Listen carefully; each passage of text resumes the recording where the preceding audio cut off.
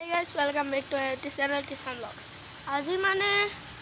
আজি আমি অবনি গাঁৱলৈ হুঁচৰি মাৰিব যাওঁ আৰু মই সেইকাৰণে পিন্ধি মেলি ৰেডি হৈ গ'লো।